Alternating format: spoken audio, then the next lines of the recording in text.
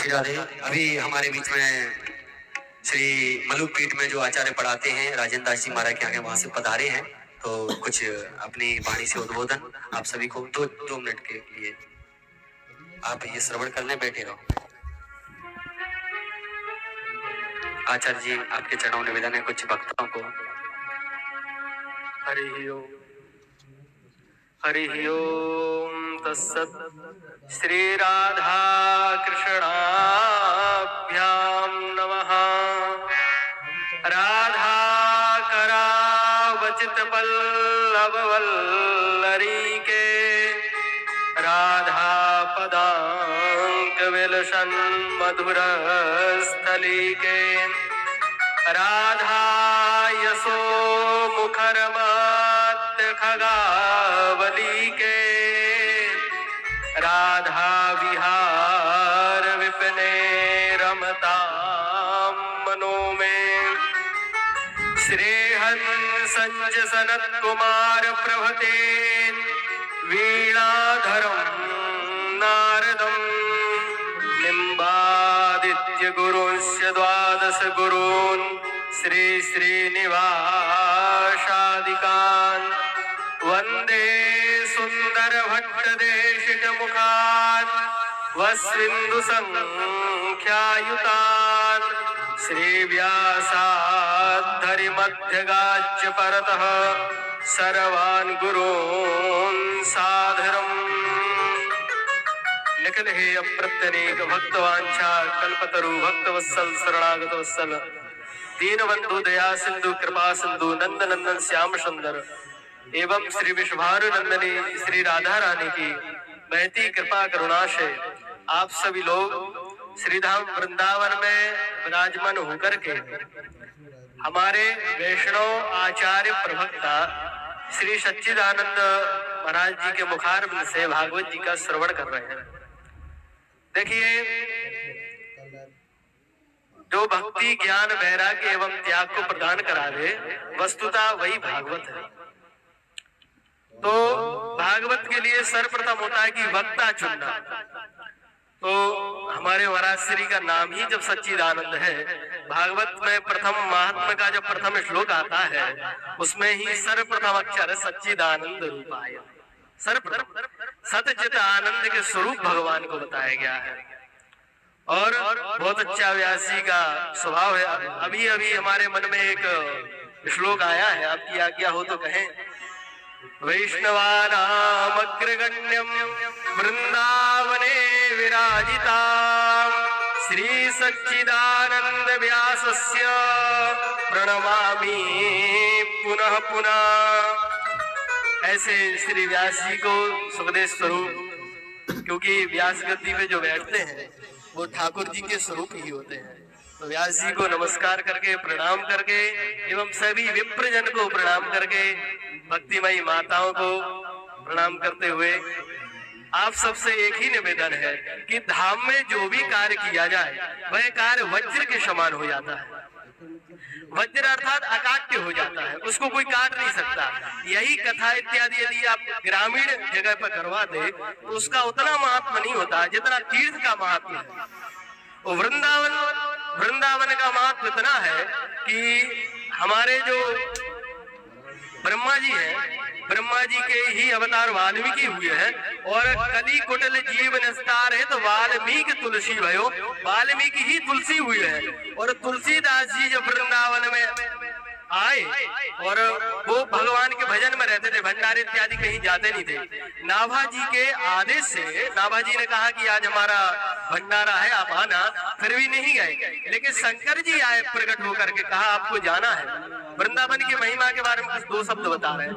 तो वो वहां से जब तुलसीदास जी आए और भंडारे में विराजमान होकर बैठ गए तो वृंदावन में जो संतों की चरण रज डली थी, वहीं पर जो संतों की चरण पादुकाएं रखी थी, जब वो प्रसाद दे रहे थे, प्रसाद वितरण कर रहे थे, तो उस समय खीर वितरण हो रहा था। तो उनसे कहा कि आपकी पत्तल दोना वगैरह तो कुछ है नहीं, आप किस में लेंगे? तो इतने उच्च कोटि के महापुरुष थे, कहने लगे वृंदावन की जो रज संतों की रज ही सर्वोपरि है। हम इसी में, आपकी जो चरण पादुका है ना, हम इसी में खीर को पालेंगे, इसी में पा करके संतुष्ट हो जाएंगे। बहुत महिमा है श्री धाम वृंदावन की।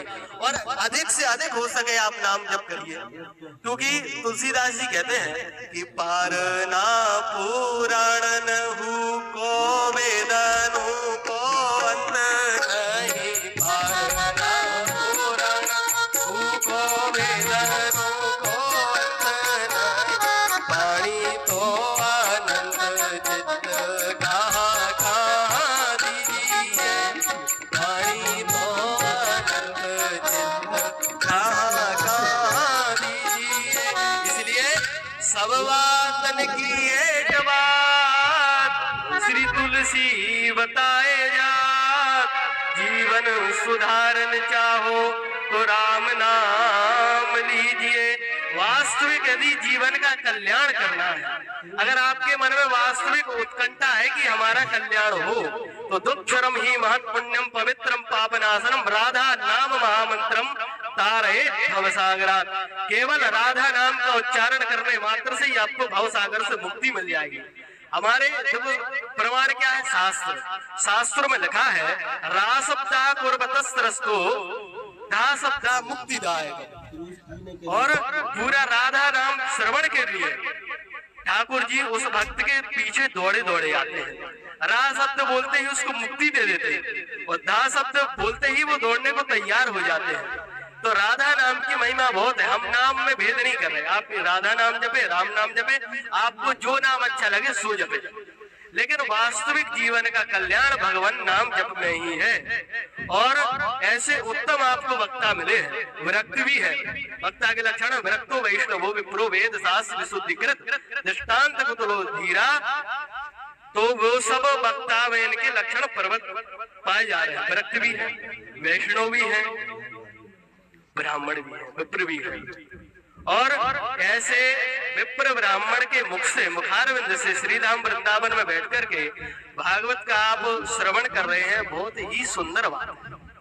भागवत का श्लोकम श्लोकार्धम श्लोक है, उसको मतलब आधा श्लोक का पाठ करके श्रवण मात्र से ही बहुत फल है। एक कौन है भागवत तो कह रहे हैं तेने अंगांगमयी मूर्ति प्रत्यक्षा वर्तते हरि। जिस साक्षात श्री ठाकुर जी की स्वरूप है श्रीमद् भागवत। इसलिए आप लोग यहाँ जब आए और कथा सुनने बैठे तो जितना हो सके एकाग्र मन को करें, क्योंकि मन की आदत है कि वो कहीं ना कहीं जाएगा। तो व्यास जी के चरणों में निवेदन करते हुए आप अपने मन को चित्त करके एक तरफ ही लगाएं, मतलब केवल श्रवण करें भागवत, और अधिक ना कहते हुए, क्योंकि शास्त्र में तो बहुत बातें हैं। तो नाम जप को ही आपको सबको प्रेरित करेंगे कि जितना भी हो सके वृंदावन की परिक्रमा, संतों के दर्शन, समय से पूर्व ही कथा में आना और समय से बाद ही जाना, ये आप लोगों के लिए बिल्कुल विशेष है। और इससे ही आप लोगों का कल्याण होगा। वस्तुतः भागवत यानी भागवत क्या है, भगवता प्रोक्तम भागवतम। भगवान ने जो कहा है वही तो भागवत है ना। आपको अन्य शास्त्र मिलेंगे, 18 पुराण वेद व्यास जी ने बनाए, लेकिन जब उनको नहीं उनमें संतुष्टि हुई तब अंत तो गत्वा श्रीमद् भागवत बनाया।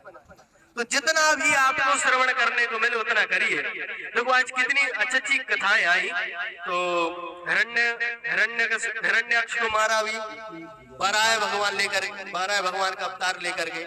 लेकिन आप लोग एक बात पे अभी भी ध्यान दीजिए। देखो जब वहां पर सनक सनंदन सनातन सनत कुमार चारों मुनि दर्शन करने को गए, तब उनके द्वारपाल जय विजय ने उन्हें रोक दिया। लेकिन उसके बाद भगवान को पता तो चल गया कि रोक दिया, लेकिन देखिए भगवान अपना सेवक का भी कितना सम्मान करते हैं प्रभु जी, कि भगवान ने उनको अंदर नहीं आने दिया। जो सनक सनंदन सनातन सनत कुमार है, भगवान ने उनको अंदर नहीं आने दिया, खुद बाहर आ गए। और भगवान ने कहा कि तुमने श्राप दे दिया, कोई बात नहीं, लेकिन इनके मुक्ति के लिए आप इनको श्राप दे रहे हैं, जितनी बार जो अवतार लेंगे उनके लिए उद्धार के लिए मैं अवतार लूंगा।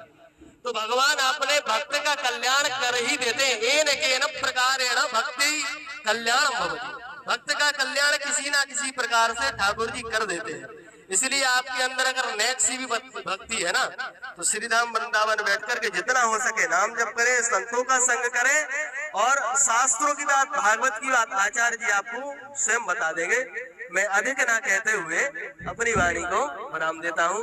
बोली श्री वृंदावन बिहारी लाल की। बोलिए भक्त वत्सल भगवान की। बहुत सुंदर आपने उद्बोधन दिया, हृदय गदगद हो गया।